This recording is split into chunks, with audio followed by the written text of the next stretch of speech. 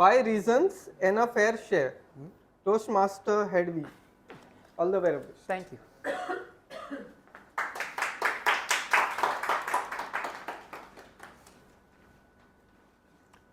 Take a second and look at here. I'll show you. Wait.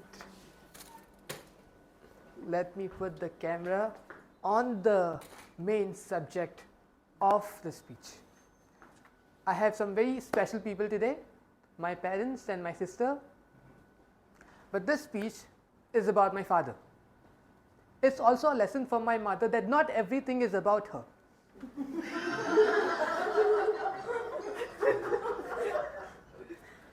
So,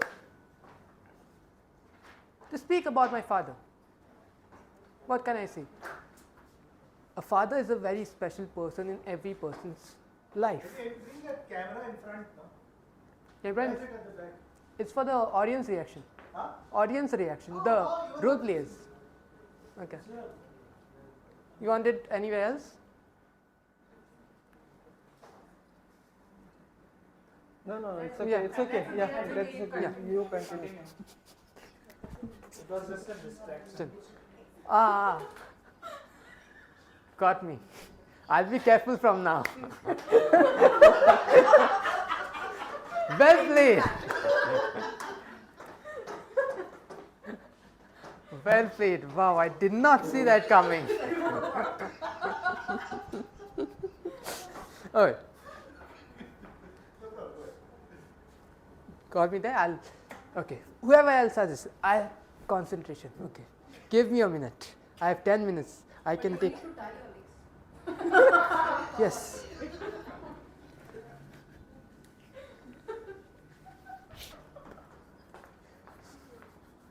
This is a strategy. I'm just cancelling you out at first because you can't speak twice. See how smart I am? Okay, back to my father. Now, there are not much people who can disturb me. I'm watching everyone. Back to my father. What can I say about my father? He is a very humble, generous, and hardworking person. Moreover, he is a man who has never had a glass of alcohol. Now, at least that's what he tells us. I don't know what happens outside. Okay. I'll just clear one thing. I know the reputation I have created for myself with my recent speeches as a roaster, but this is not a roast, okay? Look. I want my fair share in the will. I am not going to risk that just to make you guys laugh. Now, by outside, I meant that he works abroad. He spends 70% of his year out working in the ocean, around the Mediterranean Sea, around the Arctic Ocean, and then he spends about 30% of his year at home with us. Now, there are 5 reasons for this lifestyle that he chose. The first reason, this system of 70%, 30% has made perfect sense to me ever since I was in 4th standard. When my geography teacher said about 70% of earth is water and 30% of his land, that's what my father is doing. He is a very good arbitrator to decide who deserves how much. So he's giving 70% of his time to the ocean and then 30% of his time to the land. Do you like it? I like it, of course, but the problem is global warming. So it just keeps on rising and rising. I don't know. But good question there. The second reason, being the good arbitrator that he is, he believes that his family deserves the best. So he makes that little sacrifice to stay away from his family so that he can make their lives a little better, a little easier, and then more importantly to make my fair share of will a little more interesting. Third reason, and this is an important one, he is a very, very workaholic person. It's a rare sight to see him sit idle. At our house, we don't ask, have you seen Dad? Or where is Dad? We ask, what is Dad doing? And the answer always comes in a verb plus ing form. The only work, in fact, he never attempted to do is pass that workaholic trait to my sister.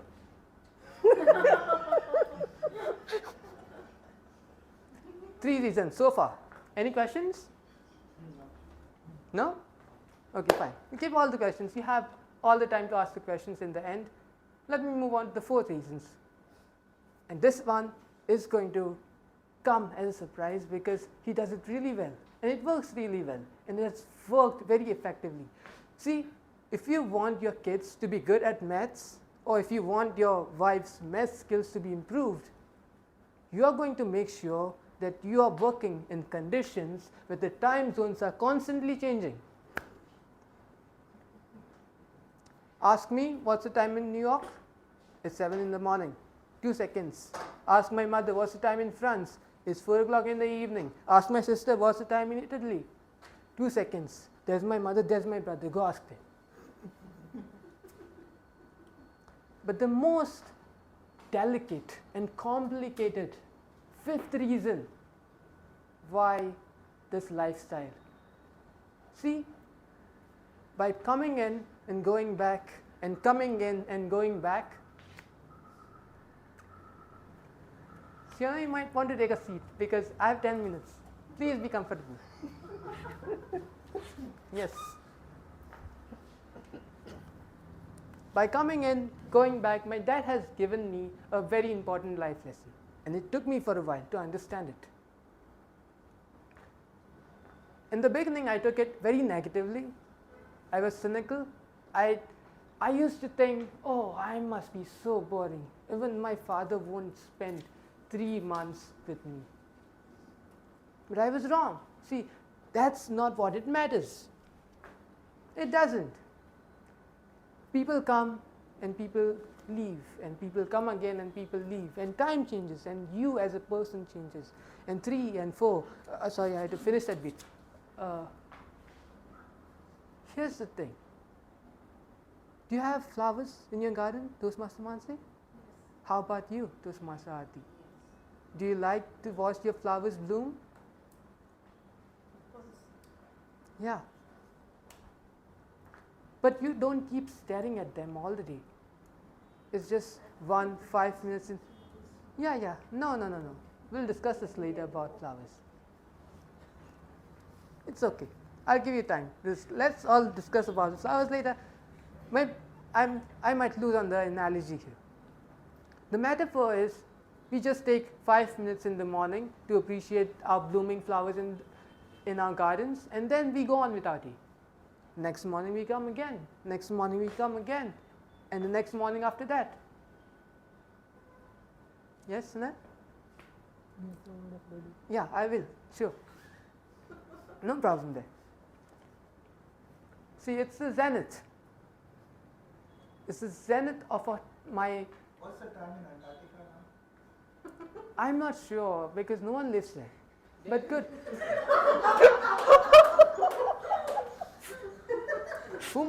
Who might settle the time zone over there if no one's living?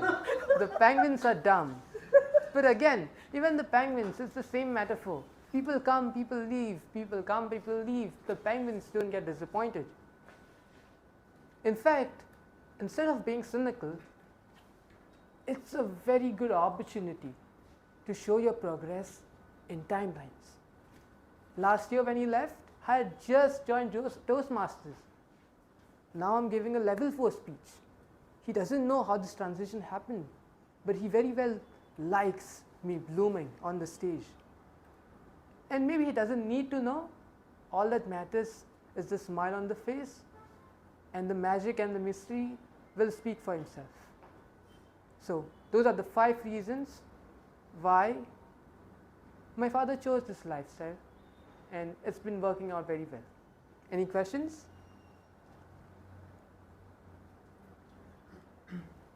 Can you give one more reason?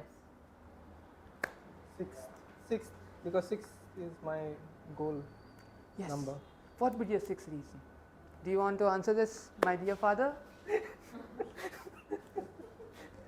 He says, How much of it have you got? I've gotten a lot. lot out of it, a lot of chocolates, a lot of hoodies, a lot of sweaters. What do you mean? How much of it has you How got? much of it have you taken up and incorporated in your life? Well, that's a difficult question, and that's the one that's going to give me some existential crisis. So I guess we can discuss it after the meeting. How much you think you should have from there? Again, interesting question. Colin, we should get No, together and have a No, lunch. you cannot leave just like that. You have to answer the You question. have to answer one at least. Yes. Give one thing which you don't have and you would like to take back with you. The one thing I don't have and take that with me. Well, you see, my father is married.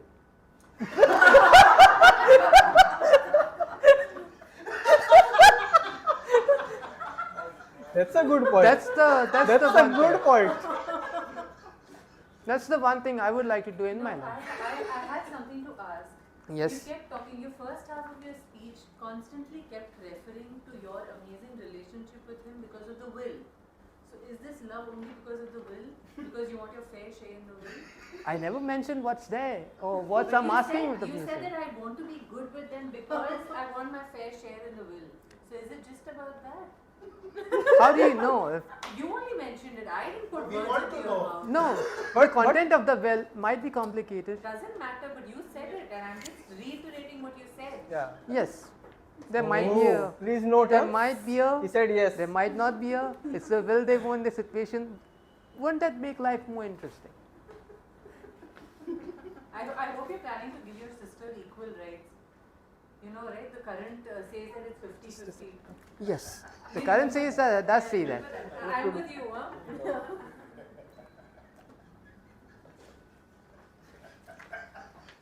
She's spending her half too quick too soon. So I can't say. I really can't speak for her, but I know I'm getting my fair share, and you might not expect it to be as it is because again, my father is he's a very good arbitrator to decide who deserves how much. So maybe all that he left for me is self-esteem, his will. You see, I'm not blaming it for it, but my therapist does say I have daddy issues, and she might be right because my girlfriends have mentioned it too. So I don't know how he's going to do it, but some self-esteem living in the will is very metaphorically powerful. I could root for that, yes. So I think we're done with all the questions. Thank you. You've been a great audience. Back to the TM Mori. Yes. Thank you very much. Toastmaster Chabilal, one page at a time. One page at a time. Toastmaster Chabilal. All the very best to you. Please use the word of the day. Thank you. Thank you.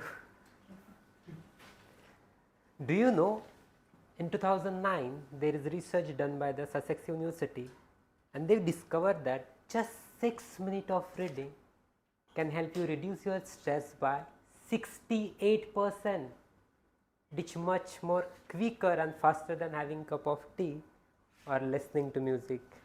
Good evening, fellow Toastmaster and dear guest. Good evening. First, I would like to share my journey of reading self-help books. So, in year 2018, I was pursuing my graduation in Nagpur. That time, Raisoni Group of Knowledge, knowledge organization, hosted an event by Gaur Gopal Das ji. How many of you heard him or know him? Wow. My friend. Those who don't know him, please check out his work. You will definitely like it. Come back to the story. After the event, he launches his first book called as The Life Amazing Secrets, and they are giving away to free. So how many of you like free stuff? Getting things for free? Me too. I also like free stuff, free food, free books. So that was the first free book I ever got.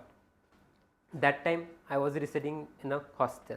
So there was a small room with study table. I kept that book on study table, and that book drawn my attention. I start one page at a time. And can you believe? Within a less than a week, I finished that book. This is how I start reading self-help books. Interesting, isn't it? Yes. Now, how many of you find difficulty in reading books? It could be because you don't have time, you don't know what to read, you don't know how to get started.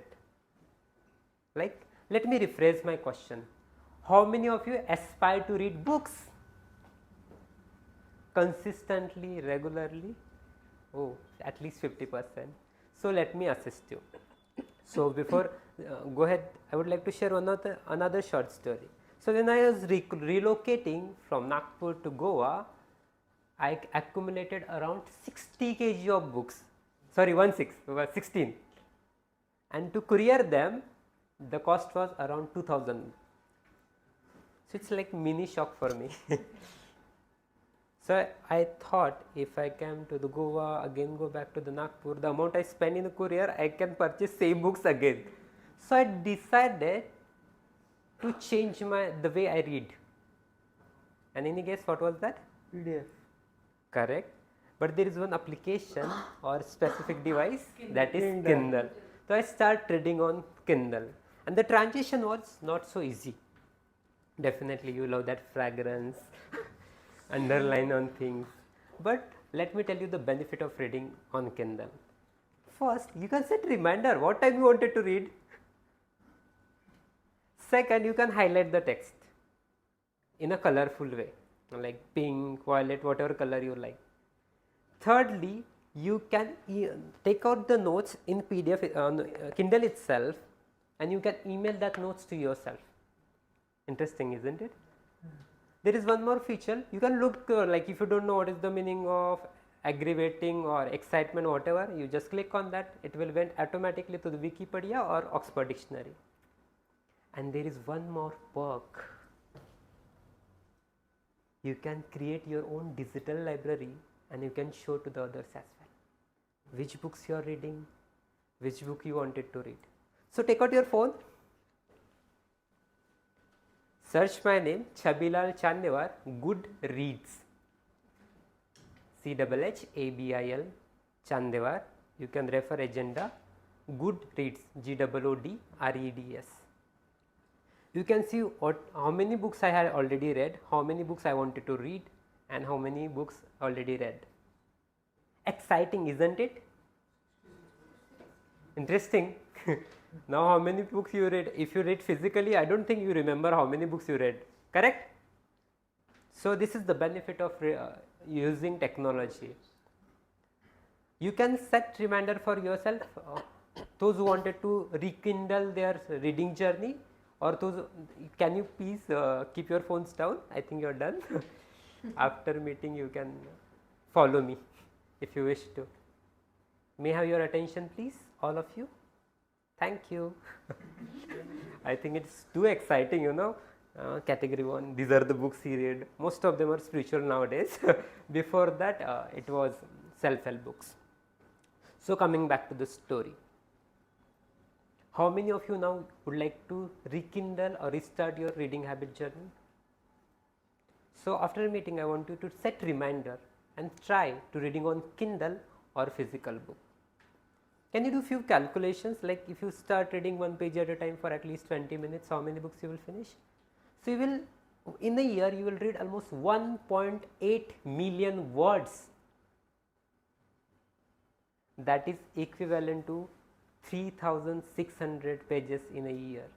So it is around 12 books in a year with 300 pages. So starting reading habit is easy, but it will give maximum benefit. It is like 7th wonder, 8th wonder. Correct? So to conclude, I would like to share one picture from same book, The Life of Aging Secrets, which says, wow, thank you. Wow, I don't know that. So when you start turning one page at a time, one day you will discover or find this page which says, do you have a problem in life? If yes, can you do something about it? No, then why worry? Do you have a problem in life? Can you do something about it?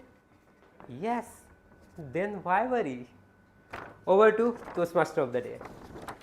Thank you very much. Oh, very beautiful.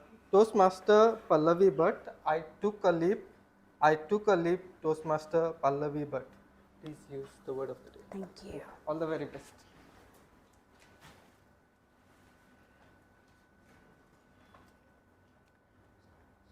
You must have received a piece of paper with instruction written on it. Kindly complete this activity by the time I complete my speech. Good evening, fellow Toastmasters, dear guests. I'm Toastmaster Pallavi, and today I'm going to take you on this journey of self-realization, where I had to fight 3 main traits of fixed mindset. Does anybody know what is a fixed mindset? One of them, maybe, one of the traits. A fixed mindset is characterized by several traits and beliefs which can hamper a person's personal and professional growth. So let me take you on this journey. When I was in school, I hated challenges. Even though I was great at academics, I hated exams. Exams would give me anxiety.